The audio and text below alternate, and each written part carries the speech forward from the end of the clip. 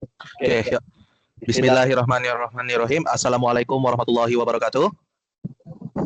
Hari ini kita akan mempresentasikan Hasil hasil data database yang kita buat tentang pustaka. pustaka digital atau Pusdik yang beranggotakan dari saya sendiri, Atta Habibi Gunanda dengan NIM 2023 31197. Di sebelah saya, Nama saya Rizal Wirapamudi dengan 2023-1174. Ahli Kanil Yakin dengan NIM 2023-31329.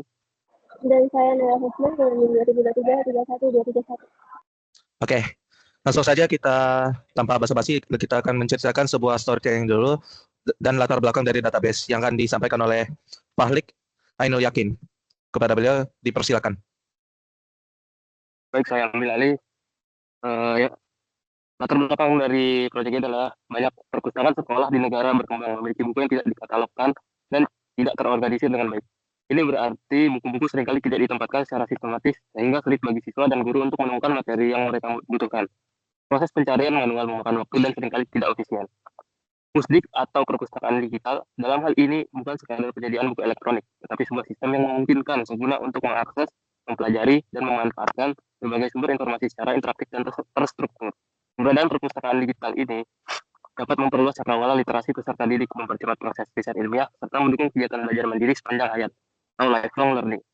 Namun, agar perpustakaan digital dapat berjalan efektif dan inklusif, diperlukan pula infrastruktur digital yang memadai, baik dari sisi perangkat keras, jaringan, hingga sumber daya manusia yang mampu mengelola dan mengembangkan sistem tersebut. Oke, selanjutnya kita akan menjelaskan tentang IRD yang akan dijelaskan oleh Naila Husna. Kepada Naila Husna dipersilakan. Oke, baik. Jadi di sini saya akan menjelaskan tentang IRD tentang proyek kami kali ini. Di dalam IRD ini ada 6 entitas utama. Yang pertama ada buku. Atributnya ada ID buku, pada buku, judul buku, dan juga pada buku. Selanjutnya ada ID. Selanjutnya ada entitas rak. Atributnya ada nama rak, lokasi rak, ID buku, dan ID rak. Selanjutnya ada entitas anggota. Atributnya ada ID anggota, pada anggota, nama anggota, dan juga alamat anggota. Selanjutnya ada entitas peminjaman. Atributnya ada ID buku, ID petugas, ID anggota, dan juga ID pinjam. Setelah itu ada entitas pengembalian. Atributnya ada ID pengembalian, ID buku, ID anggota, dan juga ID petugas. Dan yang terakhir ada entitas petugas. Atributnya ada ID petugas, nama petugas, dan juga alamat petugas. Untuk kardinalitasnya, rak menampung banyak buku. Buku sendiri dapat dipinjam oleh banyak peminjaman. Selanjutnya, anggota dapat melakukan banyak peminjaman. Setelah itu, peminjaman dapat mengembalikan banyak pengembalian. Lalu, petugas dapat menangani banyak pengembalian dan juga petugas dapat menangani banyak peminjaman. Oke, terima kasih kepada Naila Husna. Dan selanjutnya kita akan masuk ke materi inti, yaitu kita akan mendemokan query dari hasil database yang kita buat.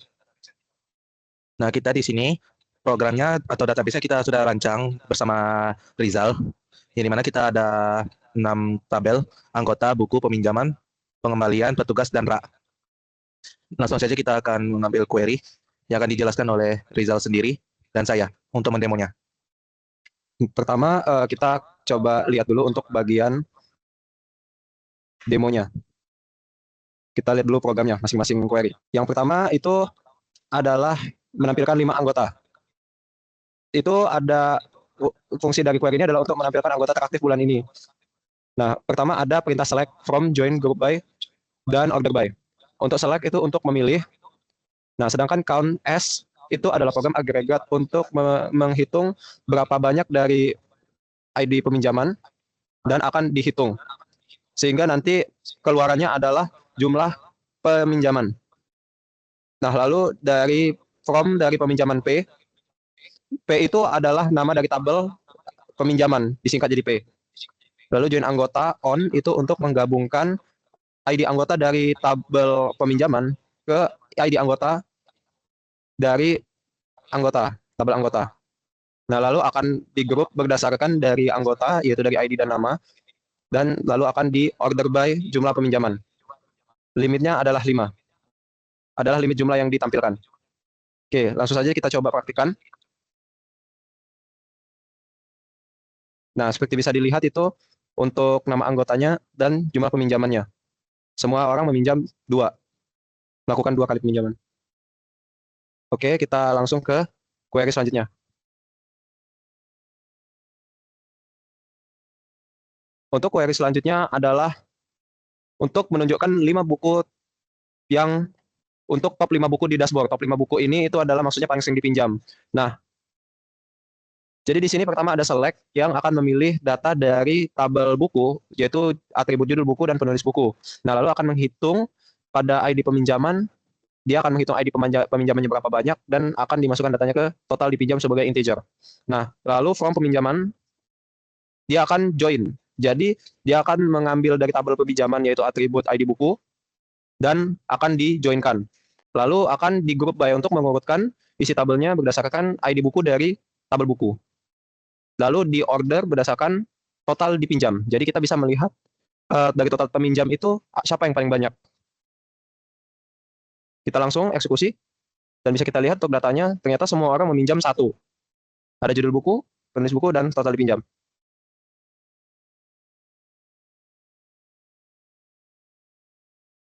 Oke, untuk query selanjutnya kita akan menunjukkan laporan jumlah peminjaman per bulan yang bertujuan untuk melihat tren peminjaman per bulannya. Oke, langsung saja kita coba di query-nya. Nah, di sini itu ada select, kita ambil dari tabel buku yaitu judul buku dan penulis buku. Lalu masih sama kita count untuk total dipinjamnya dengan mengambil dari ID peminjaman. Lalu kita grupkan berdasarkan ID buku, judul buku, dan penulis buku.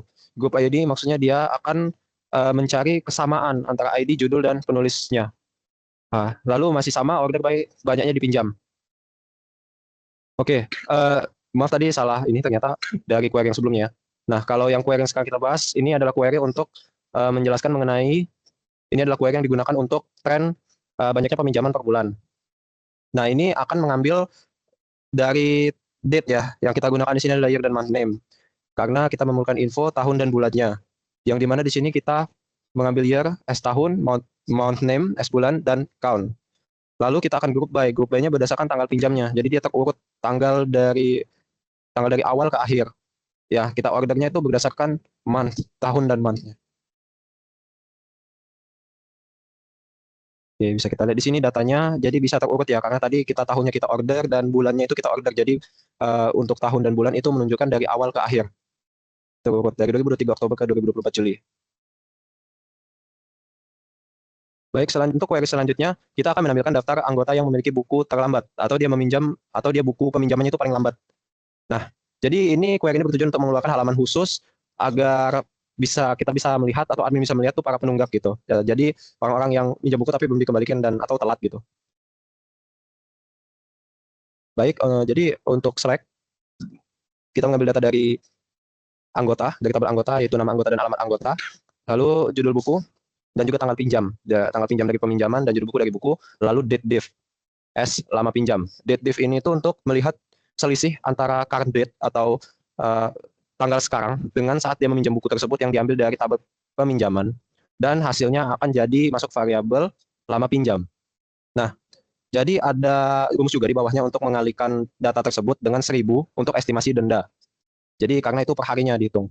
Nah, lalu ada join anggota A, kita ambil dari peminjaman. Lalu ada join ya, join ini untuk anggota dan buku yang ditampilkan. Jadi bisa tahu siapa yang minjam dan buku apa yang dipinjamnya. Left join untuk menggabungkan pengembalian ke ID peminjaman. Yang dimana itu jika, ini logika kalau misalnya dia lebih dari 7 hari, maka akan mengenakan sanksi tersebut. Jadi memasukkannya ke list ini. Nah, saat kita eksekusi, kita bisa lihat harusnya ini adalah orang yang meminjamnya itu di atas 7 hari ya. Atau di atas yang telah ditentukan. Ternyata dia peminjam bukunya sudah lama sekali menunggak ya, sudah maksudnya tidak mengembalikan buku lebih dari 300 hari gitu. Berdasarkan data fake yang di sini gitu. Dan estimasi data dan estimasi denda tentunya sudah dihitung juga dan sesuai dengan rumusnya. Oke, baik. Terima kasih kepada Rizal untuk penjelasan query-nya juga. Kemudian kita akan ke penjelasan akhir tentang keterkaitan dan hubungan SDG serta kesimpulan. Kembali lagi dengan Fahlik Ainul Yakin, kepada beliau dipersilakan. Baik, untuk keterkaitan SDG dan kesimpulan. Yaitu pentingnya akses terhadap pendidikan yang inklusif dan berkualitas telah menjadi prioritas dalam agenda pembangunan berkelanjutan atau Sustainable Development Goals atau disingkat SDGs Tujuan ini relevan dengan tujuan keempat SDGs, yakni quality education, menekankan pentingnya menjamin pendidikan yang berkualitas dan merata bagi semua kalangan. Pusdik atau perpustakaan digital mendukung pencapaian SDG tersebut melalui berbagai inovasi digital. Salah satunya melalui pengembangan infrastruktur dan layanan perpustakaan digital yang terintegrasi dalam ekosistem pendidikan. Nah, oke. Berakhirnya juga dari kesimpulan sama SDG dan berakhir juga untuk presentasi kami dari database hingga ke SDG-nya. Sekian dari kelompok kami, apabila ada kesalahan mohon maaf. Kami akhiri. Wabillahi taufiq wal hidayah. Wassalamualaikum warahmatullahi wabarakatuh.